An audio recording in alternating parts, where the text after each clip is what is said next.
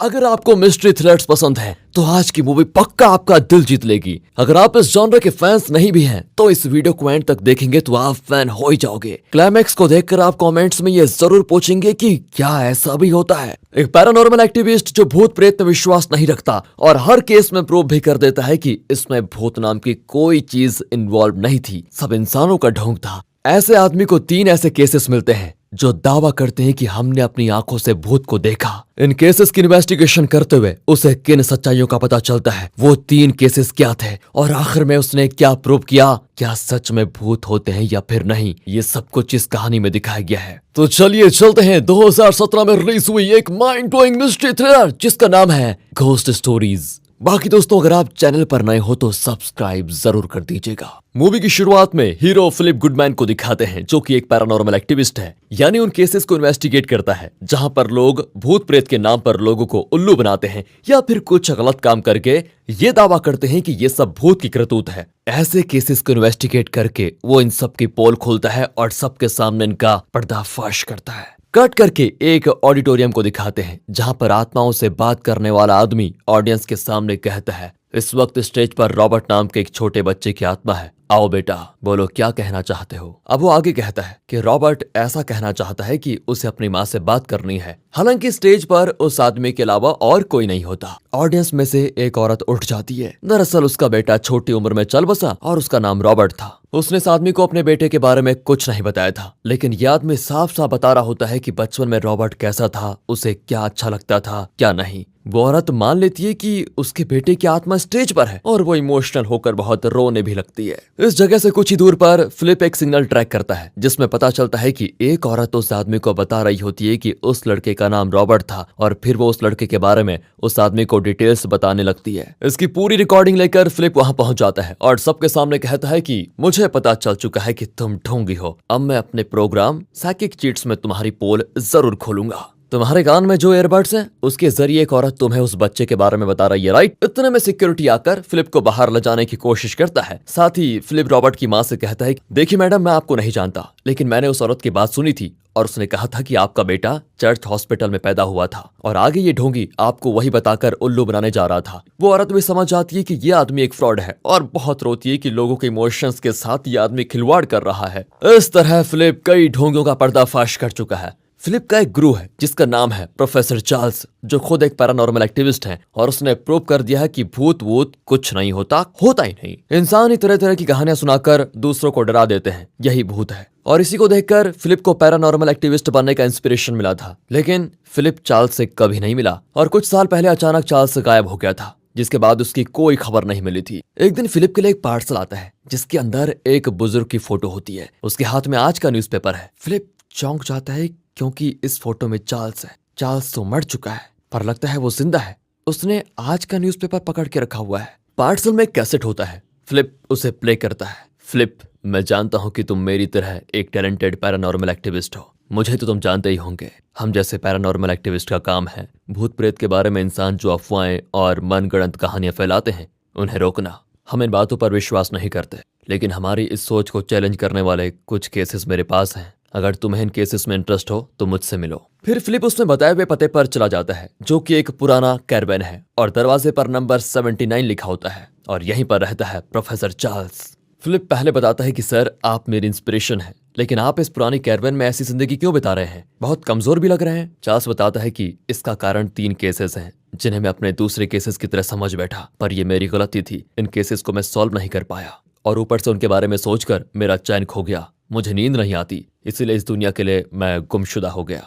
जब तक मैं इन केसेस को सॉल्व नहीं कर लेता मैं नॉर्मल लाइफ में कभी नहीं लौटूंगा। लेकिन मुझे नहीं लगता कि अब मैं ये सब कुछ कर पाऊंगा, इसलिए मैंने तुम्हें बुलाया है। मुझे तुम्हारी काबिलियत पर पूरा भरोसा है बेटा। अब ये 3 केसेस तुम्हारे हुए। इन केसेस में तुम्हें न सिर्फ ये प्रूव करना है कि भूत नहीं है, बल्कि मुझे ये भी बताना होगा कि हर केस में तुम्हारी थियरी क्या है। ये कहकर चार्ल्स उन 3 केस की फाइल देता है। फिलिप उसे लेकर बाहर आ जाता है और फिर मुड़कर उस कैरवेन को देखता है। चार्ल्स विंडो का स्क्रीन जरा हटाकर फिलिप को देखता है। तभी फिलिप को उसके पीछे एक इंसान का रूप दिखता है। फिर भी फिलिप उसके बारे में पूछने नहीं जाता और फाइल्स लेकर वहां से चला जाता है। वो बीच पर बैठा होता है तो वहाँ कुछ लड़के मरे हुए कौवे को हाथ में लेकर खेल रहे होते हैं। फिलिप आंखें बंद कर लेता है और फिर से खोलता है। उसकी आंखों के सामने एक मिरर दिखता है जिसमें एक ग्लास विंडो पर पर्दों का रिफ्लेक्शन होता है। वो फिर आंख बंद करके खोलता है तो उसे बीच दिखता है जहाँ पर वो बैठा हुआ है। अब फिलिप ठान लेता है कि मुझे किसी भी तरह इन केसेस को सॉल्व करना है। दोस्तों, ये मरे हुए कौवे वाला सीन, विंडो रिफ्लेक्शन, ये सब आपको बेमतलब के सीन लगे होंगे, लेकिन असल में इनका मतलब क्लाइमेक्स में पता चलेगा, इसलिए ध्यान रखिए इन्हें। फिलिप पहले केस की फाइल निकालता है जो कि एक सिक्योरिटी गार्ड की फाइल है। वो उस आदमी से मिलता है और पूछता है, आपने जिन भूत को देखा उसके बारे में जरा कुछ बताइए। वो अपनी कहानी शुरू करता है। मेरा एक सुखी परिवार था। मेरी वाइफ ने एक बच्ची को जन्म दिया, लेकिन उसी दौरान वो मर गई। मेरी किस्मत तो देखो, मेरी बच्ची भी एक एक्सीडेंट में मर गई। उसके बाद मैं बहुत अकेला पड़ गया। रात को नींद नहीं आती थी मुझे, इसीलिए मैंने एक असाइलम में सिक्योरिटी गार्ड की नौकरी कर ली, जहां मुझे नाइट शिफ्ट मिला था। अब विजुअल में दिखाते हैं कि एक दिन सिक्योरिटी गार्ड अपने रूम में बैठा होता है और तभी पावर कट हो जाती है। गार्ड जो कि कॉफी पी रहा था उसे टेबल पर रखकर जनरेटर को चेक करने जाता है। जब वो ठीक करके लौटता है तो कॉफी कप टेबल पर नहीं बल्कि दरवाजे के बाहर होता है। गार्ड कंफ्यूज हो जाता है कि शायद मैं ही इसे भूलकर यहाँ रख दिया होगा। वो फिर उसे उठाकर सिक्योरिटी रूम में चला जाता है। फिर एक बार पावर कट होती है। गार्ड फिर वहां जाकर देखता है तो जनरेटर पर किसी ने अपने नाखूनों से पेंट को छील रखा था। वो फिर से जनरेटर को ठीक करके वहां से जाने लगता है तो थोड़ी ही दूर पर येलो ड्रेस में एक छोटी लड़की दिखती है, लेकिन अचानक गायब। गार्ड को विश्वास ही नहीं होता। वो इस असाइलम के दूसरे सिक्योरिटी गार्ड से वॉकी टॉकी पर बात करने की कोशिश करता है, लेकिन उसके साथ कनेक्ट नहीं हो पाता। इसी बीच असाइलम के अंदर से कुछ आवाजें आती है तो गार्ड अंदर जाकर देखता है। एक कमरे में कुछ डॉल्स रखी होती हैं, जिनमें से एक को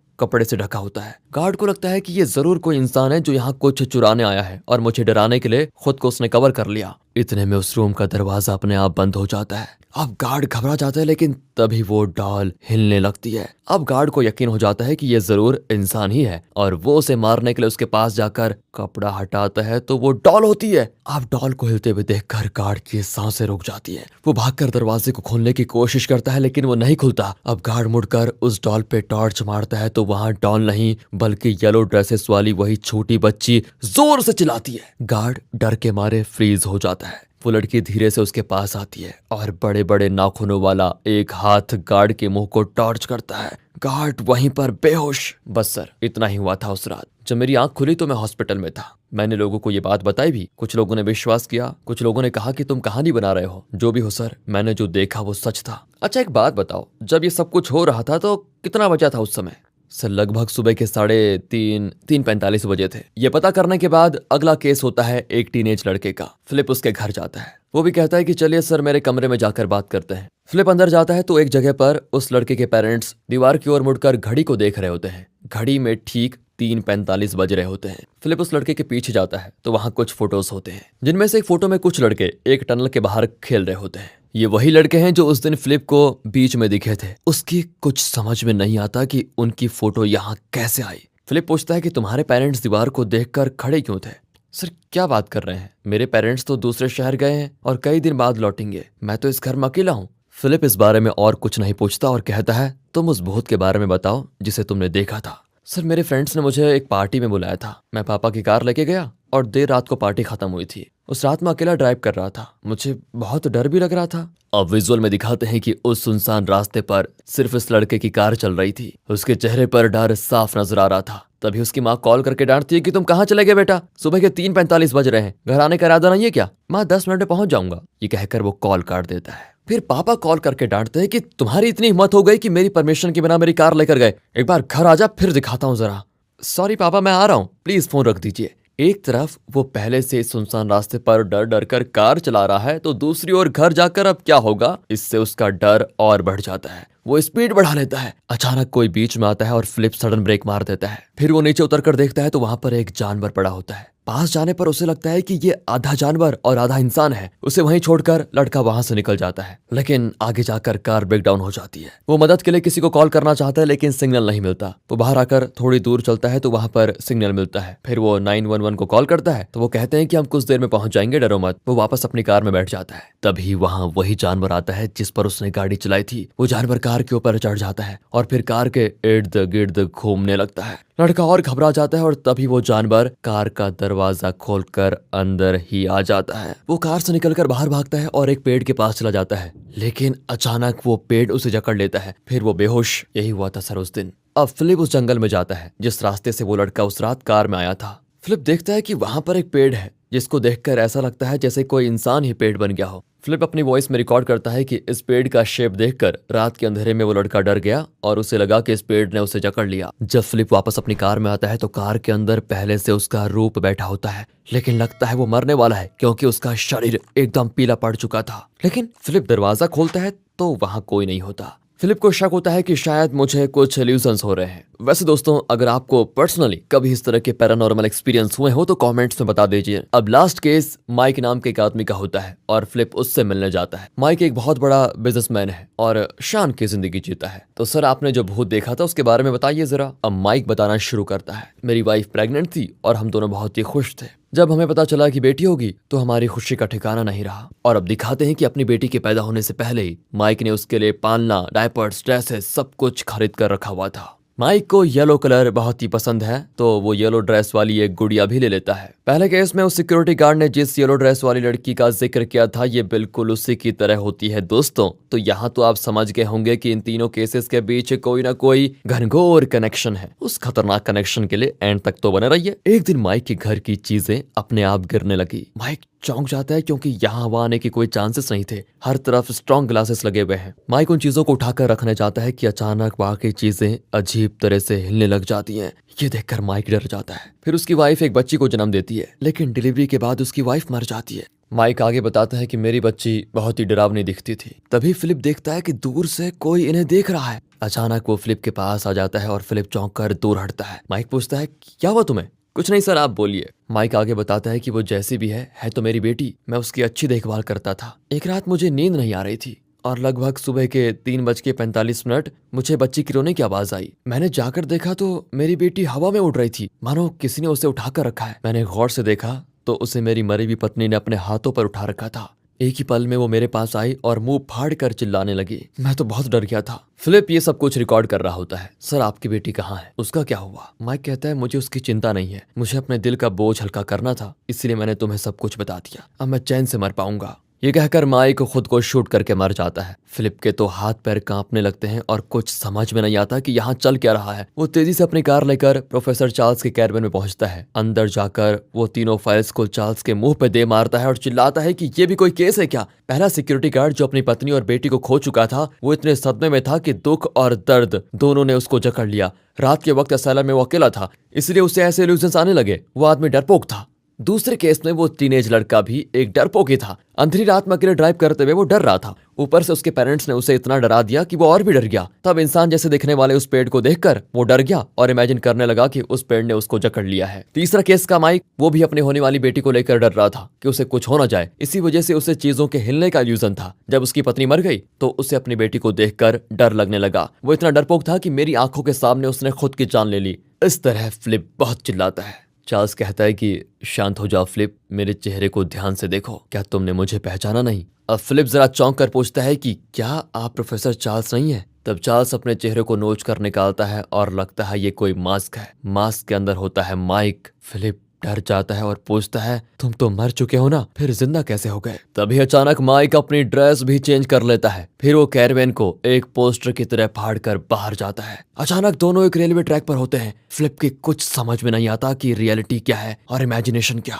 माइक उसे एक जंगल के अंदर लेकर जाता है, लेकिन फिलिप वहां जाने से डरता है। माइक कहता है कि हम सबकी लाइफ में एक ऐसा एपिसोड होता है जिसे हम भूलने की कोशिश करते हैं, लेकिन उम्र भर के लिए वो हमारी यादों में बस जाता है। तुम्हारी लाइफ में भी एक ऐसी घटना हुई थी जिसे तुम भुलाने की कोशिश कर रहे हो, लेकिन वो तुम्हारी यादों में बस चुका है। चलो मैं तुम्हें दिखाता हूँ। फिलिप भी उसके पीछे चला जाता है, पर अचानक माइक कहीं नजर नहीं आता। फिलिप एक टनल के पास पहुंचता है जहां कुछ लड़के मरे हुए कौवे के साथ खेल रहे होते हैं। इन्हीं लोगों को फिलिप ने उस दिन बीच पर देखा था। उस टीनेज लड़के के घर में इन्हीं की फोटो थी। अब वो दोनों मुड़कर फिलिप को देखते हैं और कहते हैं, कहाँ जा रहे हो यार, यहाँ आओ। फिलिप बिल्कुल एक टीनेज लड़के की तरह कहता है, मैं घर जा रहा था। अचानक फिलिप वाकई एक टीनेजर बन जाता है। अब वो लड़के फिलिप को बुली करने लगते हैं कि इस बोतल को सर पर दबा लो और मैं ठीक एम करके इस बोतल को तोड़ूंगा। वो मारने वाला होता है कि तभी वहां पर एक और लड़का आता है। इसी लड़के को फिलिप ने उस वक्त देखा था जब वो माइक से बात कर रहा था। अब ये बुलीज फिलिप को छोड़कर उस लड़के को पकड़ लेते हैं। ये एक मेंटली चैलेंज लड़का होता है। वो कहते हैं कि तू हमारा दोस्त बन जा, खूब एंजॉय करेंगे। वो लड़का भी मान जाता है, लेकिन वो आगे कहते हैं कि हमारा दोस्त बनने के लिए तुझे उस टनल के अंदर जाना होगा। उसके अंदर 10 नंबर्स लिखे हुए हैं, तुझे जाकर सिर्फ ये पता लगाना है कि 10वां नंबर क्या है। वो लड़का भी अंदर जाता है, लेकिन थोड़ी ही दूर पर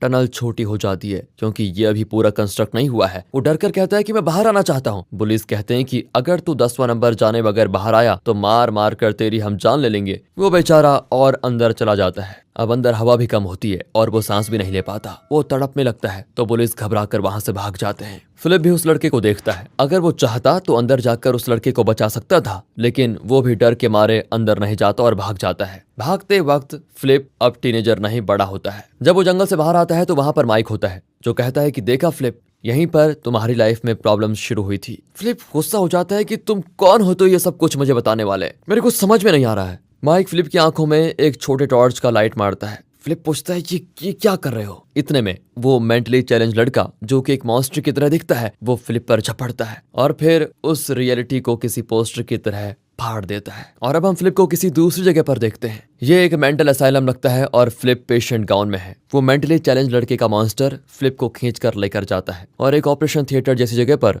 जबरदस्ती लिटा देता है। वहां पर कुछ खतरनाक जानवर फिलिप को डराते भी है। फिलिप डर के मारे कांपने लगता है और उस रियलिटी से निकलकर अब फिलिप दूसरी रियलिटी में होता है जहां वो एक हॉस्पिटल में है और वो भी कोमा में। यही है असली रियलिटी। फिलिप सब कुछ देख सुन सकता है लेकिन सिर्फ हाथ पैर और शरीर को हिला नहीं सकता। तब उस कमरे में एक नर्स आता है। इसे पहचाना, ये फिलिप के दूसरे केस वाला वही टीनेज लड़का है। वो फोन पर अपने पेरेंट्स से बात करते हुए अंदर आता है। उसके बाद डॉक्टर अंदर आता है और ये कोई और नहीं, माइक है। वो आकर फिलिप की आंखों को छोटे टॉर्च से लाइट मारता है और फिर नर्स को फिलिप की केस की डिटेल्स बताता है और यहाँ पर हमें भी पता चल जाता है कि रियलिटी क्या है और इल्यूजन क्या।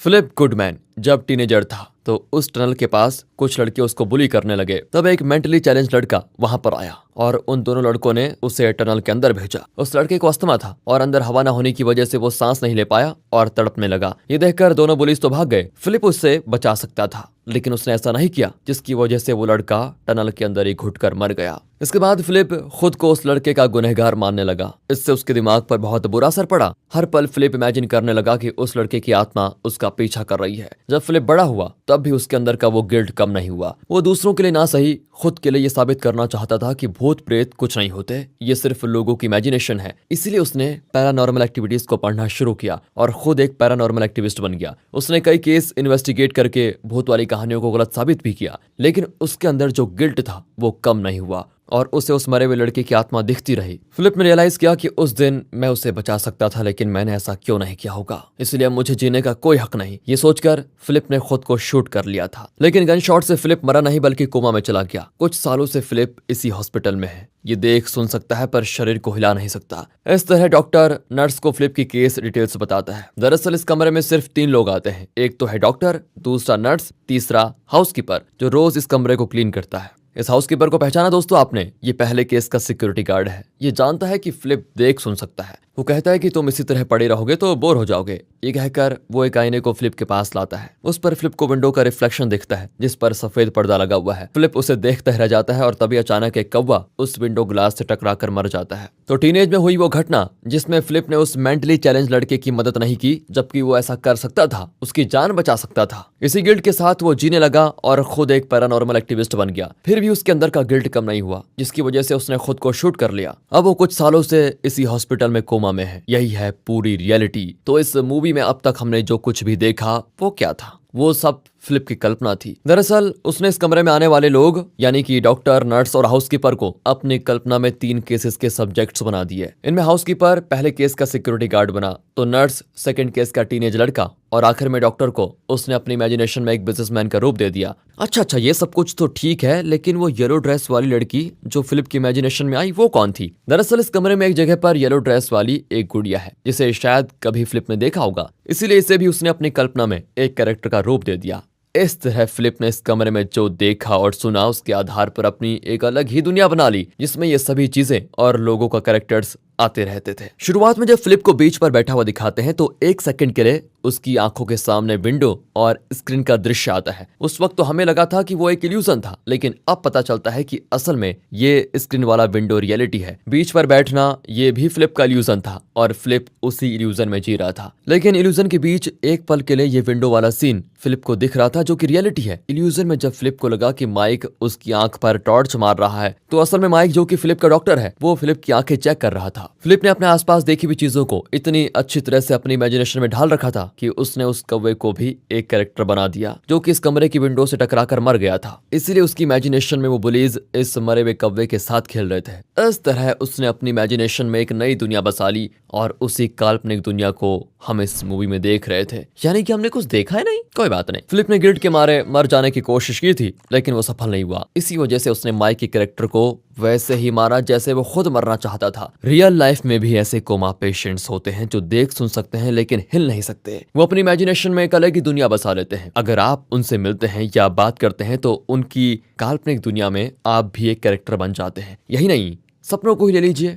हमें जो सपने आते हैं वो भी एक तरह की इमेजिनेशन तो होती है, जो उस वक्त हमें रियलिटी से कम नहीं लगती। जब हम सपने देख रहे होते हैं तो अगर उस वक्त बाहर से कोई आवाज आए तो वो आवाज हमारे सपने में भी किसी सिचुएशन में सुनाई देने लग जाती है। बस दोस्तों, इसी तरह कोमा पेशेंट के इमेजिनेशन को हमने इस मूवी में देखा। दोस्तों, डॉक्टर के एक्सप्लेनेशन के साथ ही मूवी खत्म हो चुकी थी, लेकिन हमने आपको नहीं बताया क्योंकि हम इस कहानी को क्लियरली एक्सप्लेन करना चाहते थे और चाहते थे कि सभी इसे समझें। इसीलिए क्लाइमेक्स के बाद हमने थोड़ी एक्स्ट्रा डिटेल्ड एक्सप्लेनेशन इसमें डाली। वैसे अगर हमारी कोशिश आपको पसंद आई हो तो वीडियो को लाइक जरूर कीजिए और ऐसी ही मजेदार मिस्ट्री थ्रिलर के लिए चैनल को सब्सक्राइब कर दें।